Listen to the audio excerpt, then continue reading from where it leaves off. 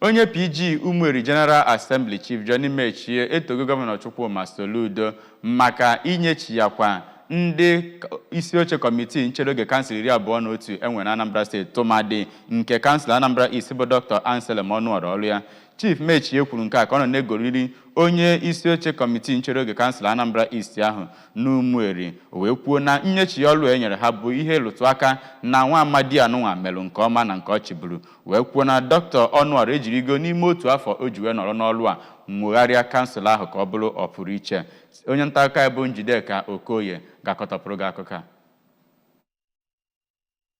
Ya bụ President General Umueri Metchie kwuru na nke a ga-enye aka ịfụ na akụrụngwa na ya bụ okirikiri bụ nke ga-akwụdosi ike ma kwuo na onye ọchịchị chere oge nke Anambra East alụpụtago ọtụtụ ọrụ nke gụnyere ọrụ a na-afụ anya nakwa ọrụ mmepe mmadụ maka ọdịmma ndị bi na ya bụ okirikiri bụ nke o kwuru ga-enye aka n'ịfụ na ọrụ mmepe na-abịakwa n'obodo Umueri. Chief Metchie ma bụrụkwa onye bụ onowu ndị Asatụ kelere Honorable Onuorah maka ịdọbata gọọmenti na ya bụ okirikiri n'iji wee fụ na ebumnobi ọkammụta Chukwuma Soludo bụ nke pụtara ihe dịka ebumnobi Gọvanọ Chukwuma Soludo siri dị n'ịfụ na enwere obodo dị ọcha ma dịkwa mma obibi na o wubere amụma nke akpọrọ Clean and Green Initiative n'ime ka obodo wee na-adị ọcha. O kwuru na ọchịchị ya edozigo ọtụtụ ihe dịka Oyi Bridge bụ nke o kwuru na o mego ka ihe mberede okporo ụzọ nke na-eme na ya bụ okirikiri belata, lụọ ọtụtụ ọrụ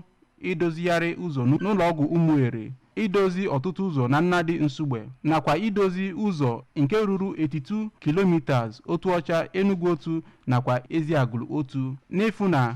ụgbọala na-aga nke ọma site n'enyemaka nke Gọvanọ Soludo nakwa ministri na-afụ maka okpuru ọchịchị. Ọ kọwakwara ọtụtụ ihe nke ọ rụpụtara na ya bụ okpuru ọchịchị. Dọkịnta Onuorah kelekwere ndị eji okwu ha agba izu nakwa ndị obodo Anambra East maka njikọ aka ha na nkwado ha n'iji fụ na ọrụ na ya bụ okirikiri na-aga nke ọma. Kelekwe ha ma kwee nkwa na ọ ga-ejidekwe ka o ji.